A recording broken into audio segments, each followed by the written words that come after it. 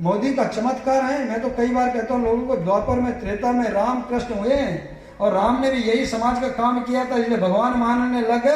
आने वाले समय में नरेंद्र मोदी को भी उसी रूप में हम मानने लगेंगे। जहां अमेरिका के 200 वर्ष हम लोग गुलाम थे, पूरे विश्व के अंदर उसका राज था। एनजीओ चलाती हैं, घुटने फटे दिखते हैं, समाज के बीच में जाती हो, बच्चे साथ में हैं, क्या संस्कार दोगे? उसने 20 पैदा किए, आपने 2 पैदा किए तो उसको 1 क्विंटल मिलना। अब इसमें जलन काय का जब समय था तब आपने 2 ही पैदा किए, 20 क्यों नहीं किए?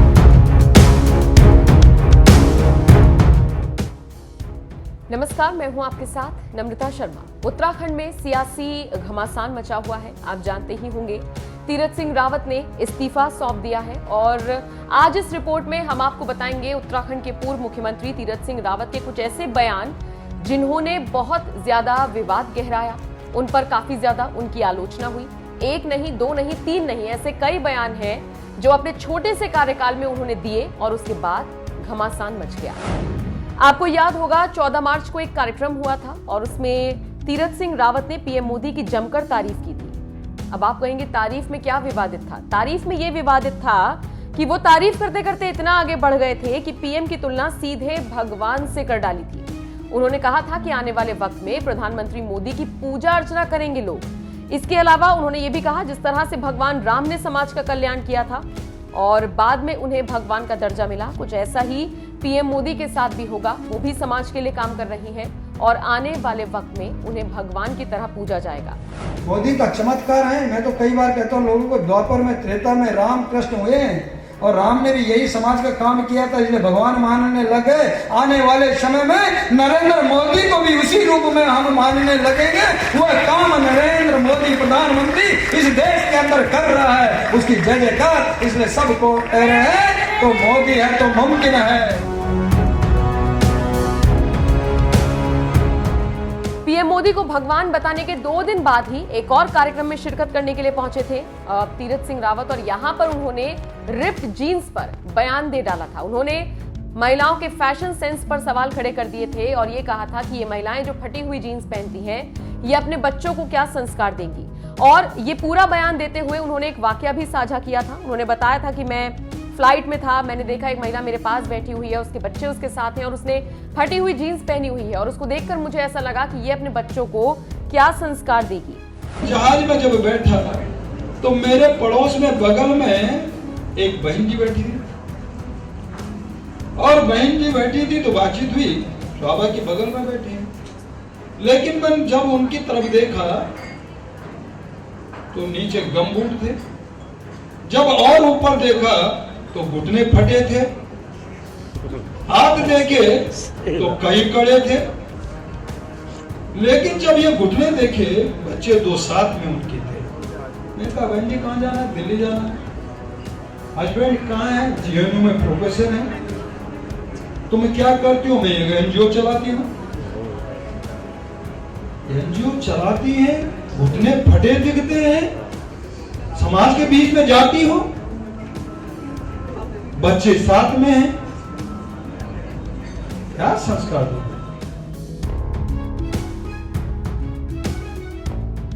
तीरथ सिंह रावत के इस बयान पर न सिर्फ आम लोगों ने बल्कि सेलिब्रिटीज ने भी प्रतिक्रियाएं दी थी और उनकी जमकर आलोचना की थी। इसके अलावा एक बयान उनका था जो राशन से जुड़ा हुआ था। ज्यादा राशन के लिए ज्यादा बच्चे वाला बयान देकर भी वो विवादों में आ गए थे। उन्होंने कहा था कि जिनके ज्यादा यूनिट यानी कि जिनके ज्यादा बच्चे हैं उनको ज्यादा राशन मिलता है, जिनके कम बच्चे हैं उनको कम राशन मिलता है। इससे आप अंदाजा लगा सकते हैं कि राशन कहां जा रहा है। ऐसे में जिनकी कम यूनिट है यानी कि जिनके कम बच्चे हैं उनको ज्यादा बच्चों वाले पेरेंट्स से किलसने की क्या जरूरत है, ये बयान उन्होंने दिया था। जिसके 10 थे तो 50 किलो आ गया, 20 थे तो क्विंटल आ गया, 2 थे तो 10 किलो आ गया। लोगों ने स्टोर बना लिए, खरीदार सामने ढूंढ लिए। इतना बढ़िया चावल आया, कभी अपने आप भी लिया नहीं सामान्य जीवन में, आपदा के शब्द। लेकिन उसके बाद भी एक दूसरे से जलन होने लगी कि मुझे तो 2 हैं तो 10 किलो मिला, 20 वाले को क्विंटल क्यों मिला, इसको क्यों 20 मिला। भैया इसमें दोष किसका?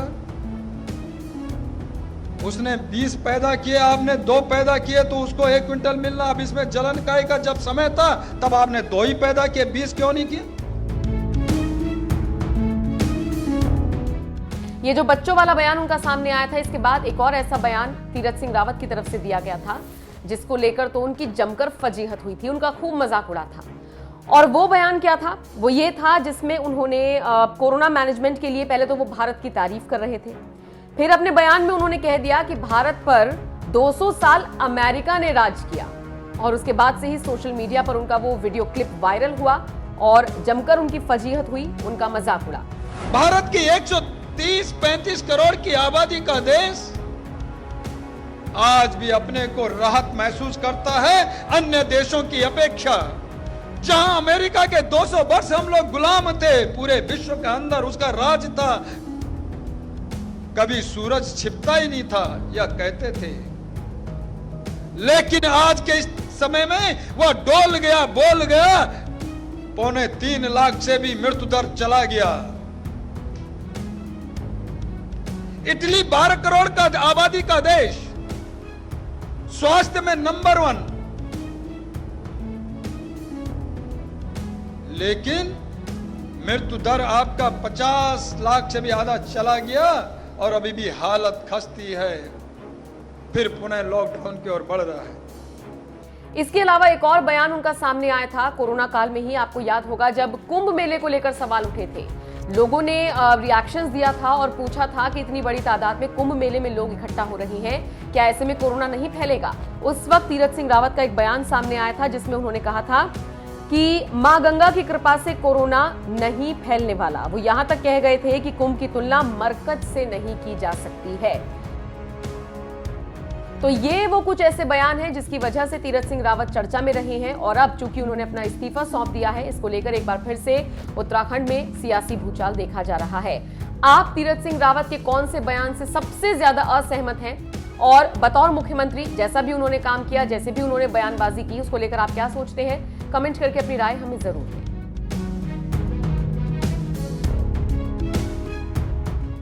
शांति के समय है।